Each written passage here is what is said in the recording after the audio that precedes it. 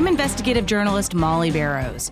For years, I've covered the stories that made headlines in Northwest Florida and all along the Gulf Coast. Murders, missing persons, and mysteries of all kinds. These cases are far from over for many victims because the full story has yet to surface. Join me for Gulf Coast Confidential, where I dive into the saltier side of the South and expose the lies, greed, and corruption that often weighs down the truth. It's time to turn the tide and get a shot at justice. Hi, I'm Molly Barrows, and welcome to my investigative series, Gulf Coast Confidential, where we cover some of the most scandalous crimes and cases that bubble up in Northwest Florida and beyond. Joining me to talk about these what the feezy type stories that we love to discuss here on Gulf Coast Confidential is Pam Hill. She is a pharmacist and advocate for victims because she herself has experienced violent crime in her own family. So in this episode, we're talking about a case that is another one that we'll tap into Pam's vast pharmaceutical expertise for, and it's called Me and the M.E., Married to Death. Kind of a cool title, I think. Yeah. And M.E. being medical examiner. So this is a case that relies heavily on forensic evidence, especially since the suspected murderer was a doctor and a medical examiner, the medical examiner for the Panama City area back in 1991 when his wife died. So he was someone who was certainly familiar with the process of collecting evidence from a murder victim. And this was such a high-profile case. I remember, I graduated high school in Northwest Florida in 1991, but I remember this making headlines at the time. And we're talking about the death of 52-year-old Kay Sybers. She's the wife of then Panama City area medical examiner, 58-year-old William or Bill Sybers. So whenever someone died of unexplained causes or even explained causes in and around Panama City, it was up to Bill Sybers to discover why. He was schooled not just in the practice of medicine, but also in pathology. So when his wife became sick and died, not a lot of people questioned him when he started to direct the narrative, as we like to say. So it's a fascinating case, isn't it, Pam? It is. It is, definitely. And what they said about Bill is that he was William, that he was very well respected and not many people questioned him because I think having that pathology lab too, he was curious. He wanted to know why people died. He wouldn't have been a good medical examiner if he didn't have that level of curiosity and intelligence. Right. And I think that also, I feel like that era too was still the end of that, the large and in charge, white, respected, educated man. Like whatever you say goes. Nobody really questions you. Right. And I feel like that was part of his authority too, that he carried into a room, if you will, especially in that part of the South. Definitely. And we're dealing with people that are dealing with probably the worst thing that's ever happened in their life. Somebody in their families died or passed away or been killed or what have you. Right. So there's no reason necessarily to suspect anything. And that's what we're going to talk about with this case. I mean, it's made national headlines. It's been the focus of numerous true crime shows and various television programs. But it's a fascinating case. So if you haven't heard a lot about it, here's a little bit of a recap. So, Bill Sybers basically said he did what he normally did when a family member was sick. So his wife got sick back in 1991. He said he drew some blood from a syringe. He said he stuck her with it several times because it was difficult for him to hit a vein. And it was the beginning of what would be a headline-making case across the country. Did this medical examiner's wife die from natural causes, or was she actually murdered? And eventually a jury determined that Kay Sybers' husband, Bill Sybers, killed her after he had been having a long-time affair. And so Pam and I are going to break down how they came to that conclusion. He had her body embalmed without an autopsy just immediately after she passed. And again, it reminds me a little bit of He Picked Her Poison, the story that we just did recently on Dr. Connor, who is alleged to have poisoned his own wife with gout medication. So he was in a position to do it. He was a poison expert. And here we have another man, but he is the guy that prosecutors go to say, how do we prove that such and such killed so-and-so? You did the autopsy. Here he is, as a jury said, murdered his own wife. And how did he go about hiding and covering his tracks? So why would embalming cover his tracks back in 1991? Well, to answer your question there, it would dilute any samples that they would need to take. You would have the formalin or the embalming fluid mixed in with it. So that would be adulterated and not exactly 100%. So inconclusive. You couldn't necessarily say what did or didn't happen. Right. It would be wonderful for a defense. If I was a lawyer, that's what I'd use. We can talk about this all day, but it's adulterated. But let's back up a little bit and say William and Kay had gone out to eat. They'd had a perfectly lovely evening. I think she had like prime rib, he had pompano, and they popped some bottles, 2 bottles of Chardonnay. So they were feeling good. And they went home, and Kay had developed a headache. So she went to bed, and then she kind of kept saying, I have a headache, I have a headache. Because the part of this that kind of, I question, why are you drawing blood from people at your house? That doesn't seem, sanitary and all kind of other stuff. I just don't buy that part. Right. And just the fact that he would try to make it sound so, oh, yeah, I did it all the time. That just doesn't make any sense. I wouldn't to want me either. somebody in my family doing that, like especially at the house. Since he threw the syringe away in a dumpster on the way out of the house. I mean, none of that seems normal. But he said it is normal. That's where some of the defense on this was one of the best funded defenses ever. He spent $2 million. And at some point in his defense or his appeals and stuff, he even had the brother of Alan Dershowitz, which is an O.J. Simpson lawyer. So a lot of money's getting spent here. This couple... A lot of money to keep from giving his ex-wife money. I know. He had $6 million. He spent $2 million on the defense. I mean, don't be greedy. Just get a divorce. Here we are again. Every case we do, I'm like, just get divorced already and don't kill each other. Right. And I'm not saying women aren't capable of having the same motive, but over and over again, we cover these cases where it's the man who wants to kill the wife because he doesn't want to part with his money. Right. Well, see, in this case, I'm disturbed at the very beginning, if you can't tell. I'm disturbed by her having a headache, and then she wakes up at 2 or 3 in the morning and goes back to sleep and wakes up again at 5, and she tells him, I'm not feeling well. And according to him, he gets syringes and tries 2 times in her arm.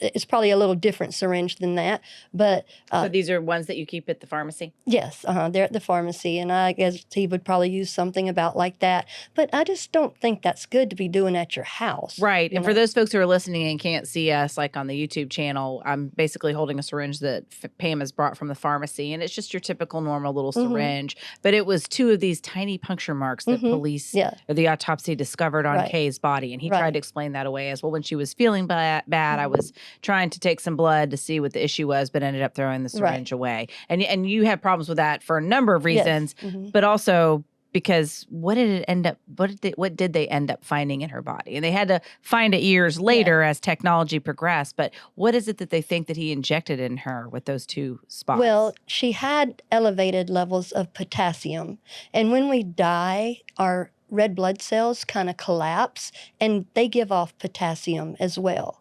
And the organs and everything going through. So that's kind of hard to tell.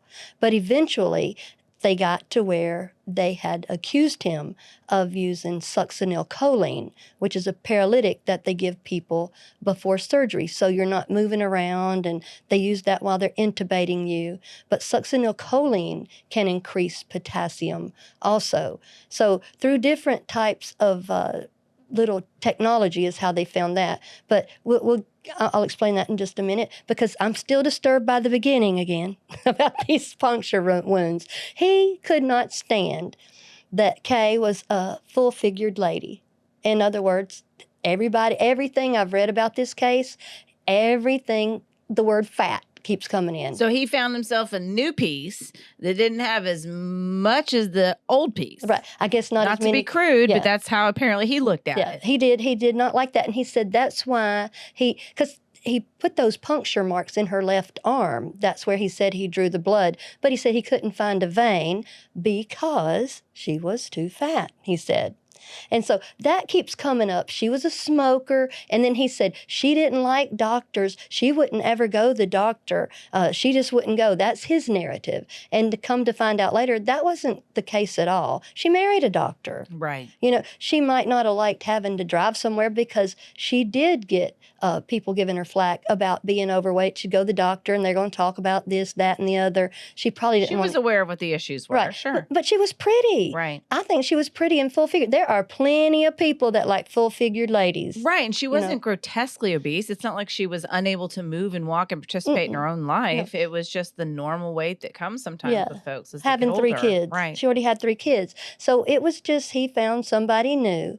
And that Judy lady, and I already don't like her already. I can't help it. I just don't. I know, Pam. I understand. As a journalist, I certainly want to maintain my, unbiased, if you will, but just looking at her pictures, listening to her testimony, just how she reacted to all this that went on, I feel as though they're trying to hide behind this blanket of it's love. We're in love and love justifies everything. And I'm just this woman that loved him. And I'm like, you're the woman that gave him the new piece and he didn't want the old piece anymore. And he was like, I'm going to kill the old piece because I don't want to part with my millions unless it's to defend myself to keep my new piece. Exactly. Happy. And that's where they went. That's the little loop-de-loop we went through. But with this, when he's taken the blood, or doesn't successfully do it, he says that he tries to get her up one more time, go to the doctor, just go to the doctor. So she wouldn't, so he goes into work.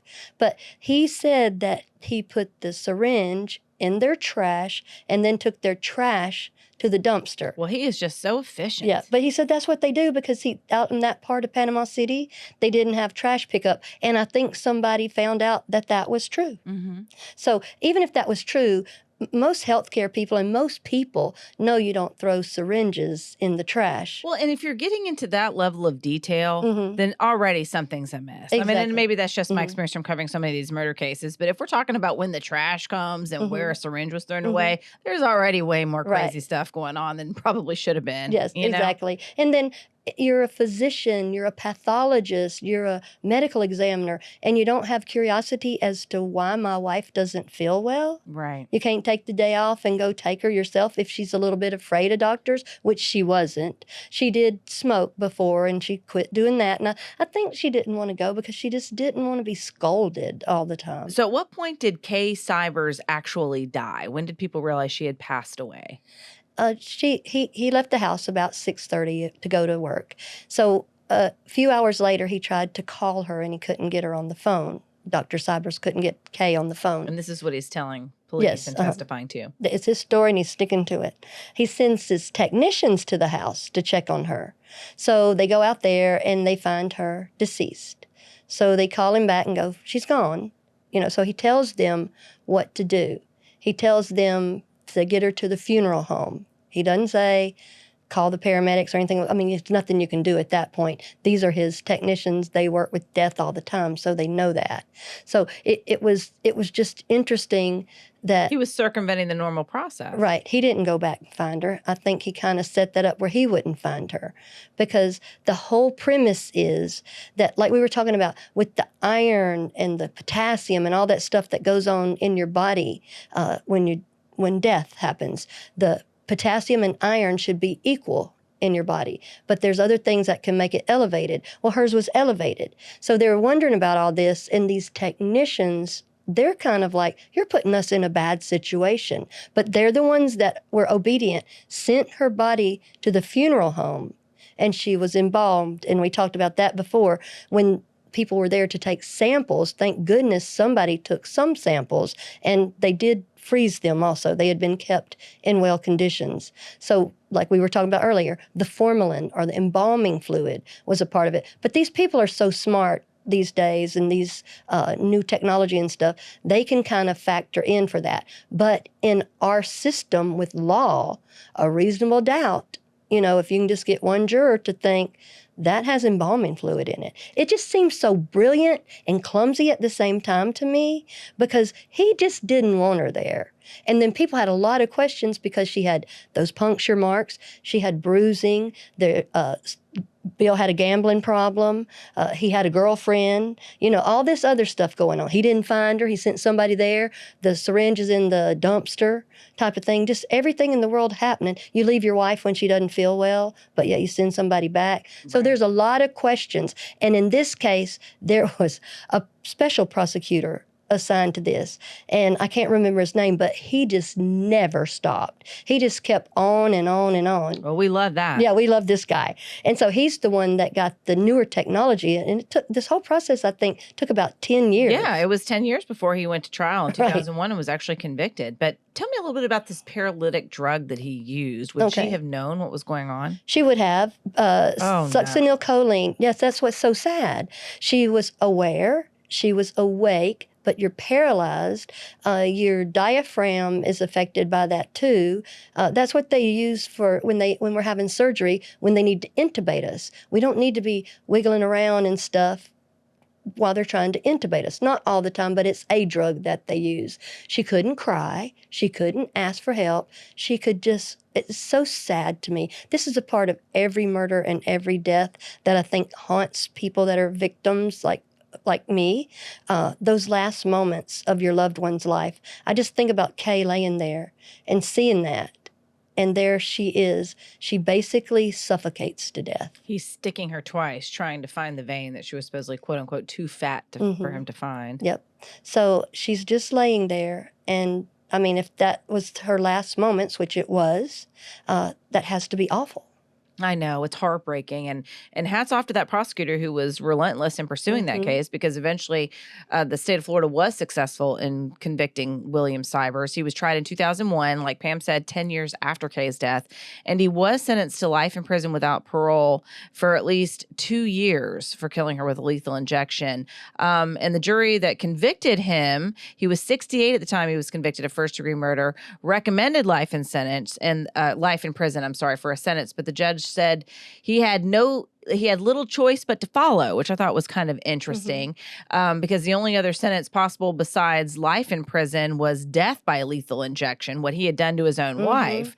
And so it was interesting. I thought at the time Sybers declined to make a statement before sentencing, and he showed no emotion when it was actually read. But the new piece, Judy Ray, cried softly, apparently, media reported at the time, second row of the audience. And I feel like I'm being, a little harsher than normal on this, but I've covered so many cases where a person has killed their spouse and almost immediately, moves someone else in or openly flaunts this.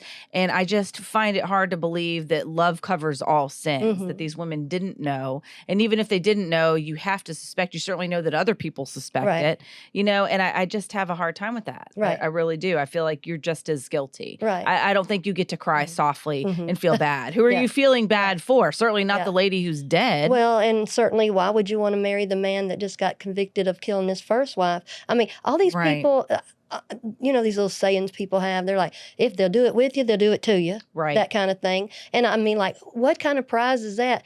What's ironic with this, too, is that Kay's family was supportive of Bill. They didn't think that he killed her. They thought she just died of natural causes. Right, because she had to be, uninterred, if you will. They had to dig her up. Well, they were going to, but they couldn't, because in the state that she was buried in, the family, if they contest it, you can't dig them up. That's why those samples with the embalming fluid, even as, for lack of a better word, adulterated as they were, gave some sort of indication, because they used ratios and extrapolated and all that kind of stuff.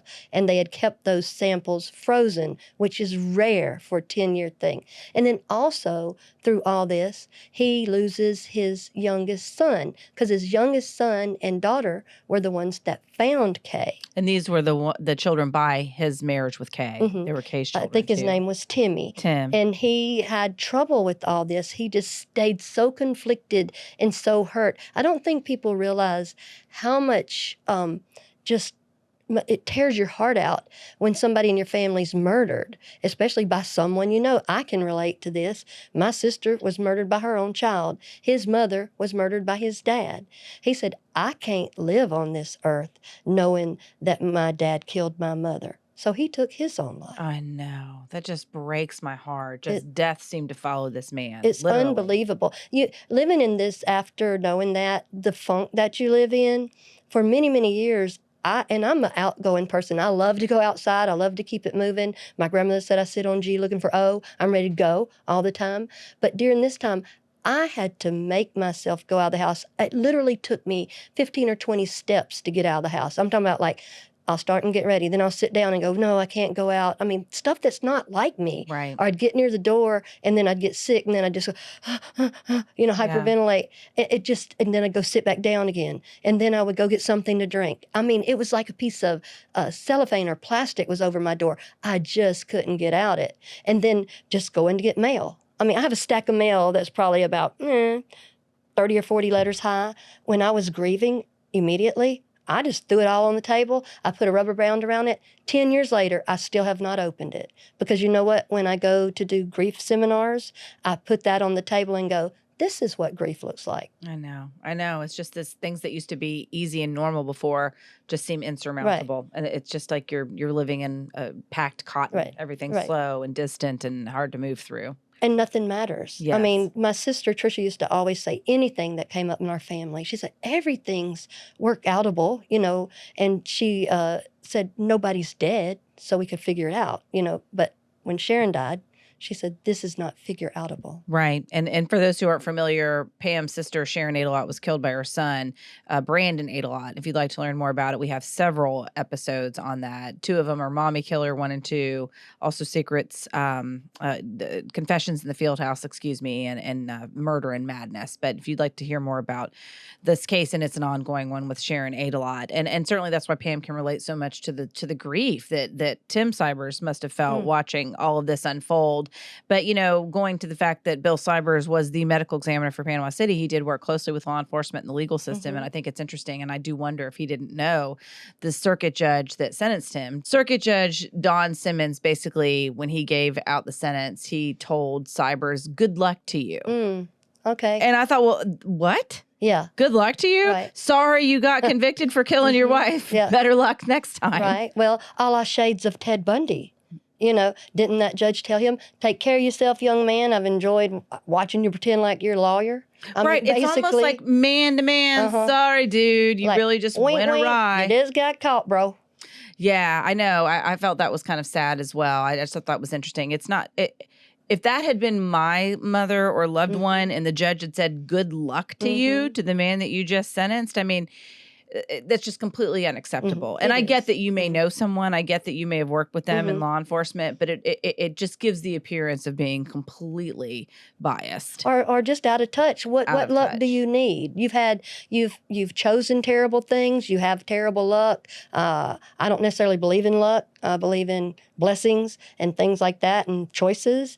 But that offends a family. When the lawyers are in court and they're talking through the case of your loved one and they're talking loud and being a distraction, that is disrespectful. I cannot tell you the things I never knew about before that now as a victim sitting there still 10 years later will be in there and they're talking about maybe releasing my nephew and some lawyers over there yucking it up or wondering who's next on the docket. Very disrespectful. I know, like you said, completely out of touch. Well, it's interesting because, it was a jury in Pensacola that ended up convicting Sybers. They moved it from Panama City to Pensacola because they felt like it was a change of venue. He would get a fair trial because it wasn't as well known over in this part of the woods back in the day in 2001. But that verdict was actually overturned in 2003 when an appeals court ruled that the evidence surrounding, what's the drug that he used? The succinylcholine. Yeah, so that's the one. They found that it was not scientifically accepted and should not have been allowed at trial. But at any rate, he ended up taking a plea agreement before it went back to trial because the prosecutor was trying to figure out, how we're going to be able to take this back to trial. But he ended up taking a plea agreement and he was actually, but it didn't require him to serve any more time behind bars. Right. So he died of lung cancer in Central Florida. He was 81 years old, and he was just so grateful that he got to be with his new wife and his daughter at these last times. And I thought to myself, well, your dead wife sure would have enjoyed being with her family. Yeah, she would have. And I read his obituary that was written, and you would have thought that he was a choir boy or altar boy or whatever because it was very flowery. And I'm sure that he did some wonderful things, and, he could have been a good person, this, that, and the other. And there are people, I just want to make this clear, there are people that think that he is not guilty. Yeah, because he basically pleaded to manslaughter, right? And I basically think he is. I think he's guilty as well. I say hats off to that prosecutor for not giving up, because here's a man who put himself above the law. Yeah, I mean, he didn't stop. Right. He was like, what my penis wants is more important than my wife's life. I mean, that's what it comes across to me. And I hate to be so crude. Maybe I truly am cynical, but I have just covered so many cases, and that's what it boils down to. Like, what I want is more important than you living and breathing. I don't care how it impacts my kids. I don't care how it impacts her life. I care how it impacts my penis and how it impacts my bank account. Well, period. There you go. Right. And now he's dead from lung cancer. And I'm not crying softly. Yeah. Yeah. It's a different thing. I mean, if his own son felt so conflicted that he took his own life, I mean, that really, to me, if someone's in that way of thinking or the ideations or whatever, they aren't in their right mind, but it's because of so much trauma or grief or not being connected or something. It's just sad all the way around. So it is hard for us to say, pop some bottles now, having a good time. I just don't understand any of this. If you're not happy with someone, get out. Leave. Yeah. I know, but it becomes about the money. It does come about the money. They're in the way. Yeah. It is about the money. But really, I mean, what is it? It's just money. He's had to spend a third of it with the Dershowitz family. But yeah, it's just this arrogant, entitled feeling of, well, I've earned this. Why should she get it? I've got a new piece. I don't want to spare, I don't want to part with it. And I don't care that she's the mother of my children. I don't care that she has supported me and stood by me. It's like, she just doesn't matter. Again, it's just about what he wanted. And those were my takeaways from this, is that essentially this was another case of a selfish man who wanted what he wanted, and he essentially had enabling help from somebody who was benefiting from it. He and his new wife traveled. He denied guilt even when he made that plea, and essentially, like what you're saying, I read that obituary as well, and it was just her kissing his booty, like, oh, he's just this great guy. Well, sure, he made your life better, but he killed another woman for you to have this life.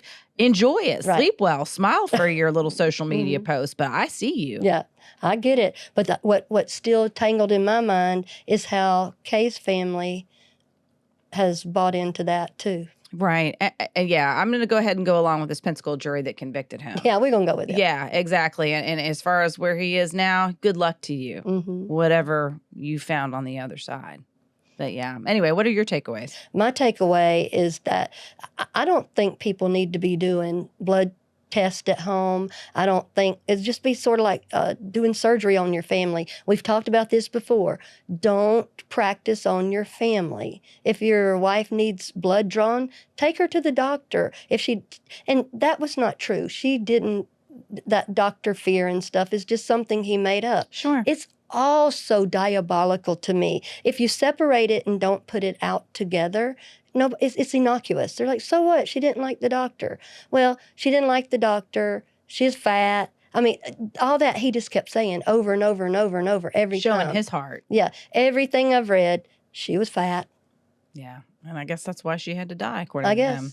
But my takeaway is go to someone else outside of your family. Absolutely. All right. Well, Pam, thank you so much. And you're welcome. Thank you for joining us for Me and the ME, Married to Death. And thank you for joining us for this episode of Gulf Coast Confidential. I'm your host, writer, and producer, Molly Barrows, with co-host and researcher Pam Hill. And a big thanks to director, editor, and production engineer James Roy.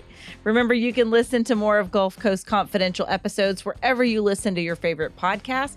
And you can also watch on our Gulf Coast Confidential YouTube channel. Don't forget to like and subscribe, and we'll see you next time.